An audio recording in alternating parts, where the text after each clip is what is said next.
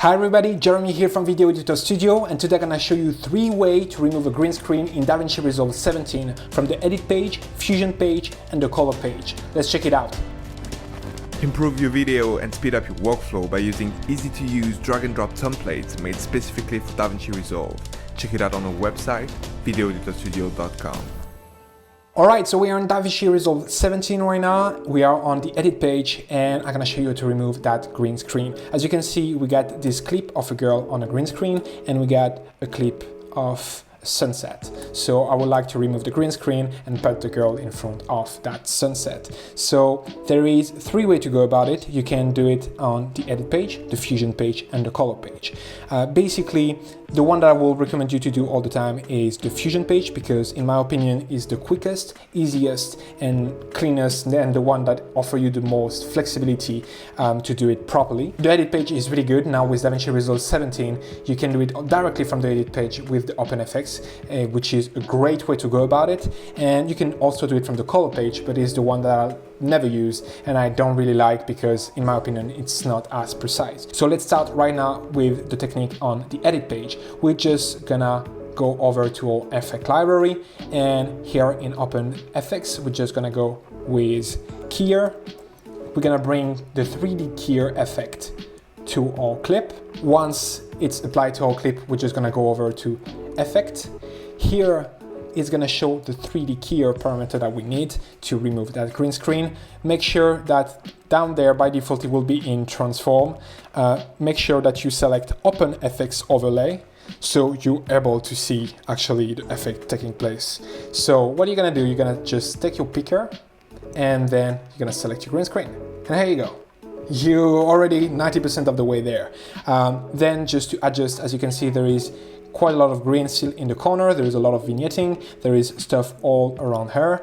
What we're gonna do, we're gonna just adjust that a tiny bit by going with the plus picker, and we're gonna select all the area with some green.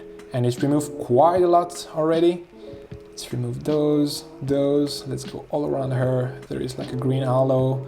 And it's already looking really, really good, I think. We removed pretty much all the green that were like all around. There is still a lot of green around her, but for that, it's gonna be really simple. We're just gonna zoom in to check it out. Let's go zoom in 200. As you can see, there is still a lot of green, but here we're gonna just tick that box, dispel, and magically it removes everything.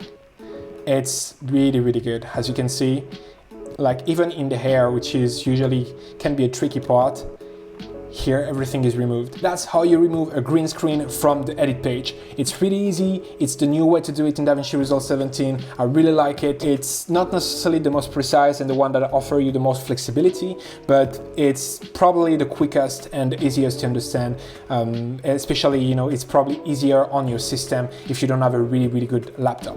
Now let's go over to Fusion to check out how we can do it in a tiny bit more advanced way. That looks also really, really nice, and that's the one that I would recommend you to do most of the time. For the time being, let's remove that so we get our green screen back. So we're gonna go over to Fusion. Now we're in Fusion, we get the clip, media in, and we get the media out. Basically, we're gonna add the keyer in between the media in and the media out. Right now I'm on Mac, so I'm gonna do Shift Space, and here I'm gonna tap Keyer. Shift Space is to open my tools, and here I'm gonna tap Keyer to find my tools. As you can see, there is 5 different keyer. The one that I use most of the time is the Delta Keyer, but you also can use the Difference Keyer and the Ultra Keyer. They're gonna work a bit differently depending on the clip that you have, and you might need to use a different one, but they pretty much work all the same. So let's go with the Delta Keyer for the time being. Here we go, we got it, and it's gonna be as magic as the other one. It's gonna be super simple. You're just gonna take your color selecting tool, picker, and here we go. And in my opinion, that's the cleanest. Right now, like, you know, we had some step to get there with the one in the edit page, but look at that. Everything on the edges is looking really, really good. There is absolutely no green all around. There is no spill. It's looking super, super good.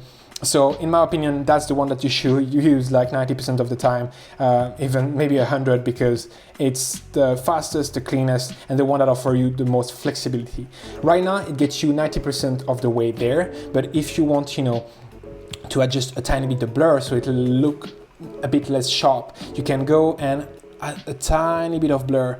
Don't go too hard on the blur, it's gonna just bring some weird artifacts all around. Otherwise, you know, we may have a tiny bit of vignetting, I think, which is not gonna be a problem for our case. If we go back to the edit page, you know, we don't notice it, it's looking really good. There is no trouble about that, but maybe if we bring it on a white background, we may have a tiny bit of vignetting. Let's try to bring a white background quickly. Okay, so I'm bringing a white background right now so we can check if everything is really clean or not. As you can see, there is a tiny bit of artifact all around, and there is a tiny bit of vignetting all around, which again is not a problem with our sunset. But if I want to bring her on, you know, a cleaner background, a white background, you may need to adjust that. To adjust that, for example, you can use clean background. So here we're gonna bring the clean background slider up, and that's gonna make everything a bit whiter and cleaner. But as you can see, the hand now is disappearing. So you need to find, you know, the right balance in between all those parameters. The thing with the delta here in Fusion, it's obviously a bit more taxing on your computer. As I'm speaking right now, maybe you can hear the fan of my laptop running because it's way more heavy than the one in the edit page. But that's how you will do it in Fusion, and then you can, you know, just adjust some parameter. I'm not gonna go in detail with all that, otherwise the video is going to be a bit too long since I'm showing you already 3 methods, but that's pretty much the basic of how to do it in Fusion. That's what I will do 90% of the time. Now let's jump over to the color page to basically do the same thing. I'm gonna remove everything I've done on the Fusion page, and we're gonna go over to the color page. The color page is the one that I will recommend the least because in my opinion it doesn't do really a good job. It's usually struggling a bit with stuff like the hair and stuff like that. It's fine if you have a subject that is really well defined with really clean edges, but as soon as it's, you know, you got like a bit of hair, all those things, it's getting a bit tricky. Or if you don't have a really good properly lit green screen, like, you know, if that's low budget, or the subject, there's a lot of spilling on the subject or those kind of thing, I would not recommend the color page at all. Again, I would say stick to the edit page or the Fusion page. The edit page now is really, really good, especially if you don't have a really good laptop or a really good system, because it's less taxing on your machine. But the Fusion page, in my opinion, is second to none. It's really the best. So for now, on the color page, to do it, you're just gonna right click here and add alpha output. It's just gonna bring up that blue dot. You're gonna connect to alpha output, so you're gonna be able to see what you're doing. Then you're gonna go to your qualifier, and I'm already in my qualifier right now, so you're just gonna go to the picker, and here you're gonna select the green screen. So let's select as much green screen as possible. Okay, perfect. We got everything good, but now the problem is that it's my subject that is masked and not the green screen.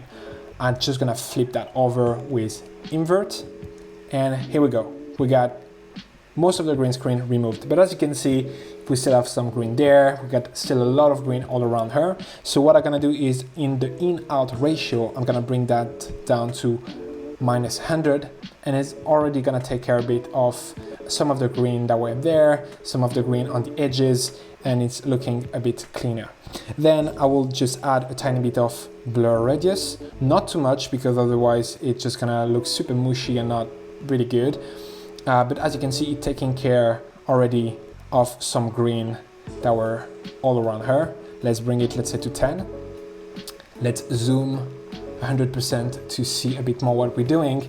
And here I'm gonna use the feathering tool to adjust the last detail. So here you go. But as you can see here in the hair, it doesn't do a really, really good job. And we still got some spilling because of the lighting in the hair. That's why I would not recommend the color page and stick to a Fusion page. But that's pretty much how you will do it. But yeah, as you can see here, there is a tiny bit of green light in her hair, and we're struggling to remove that.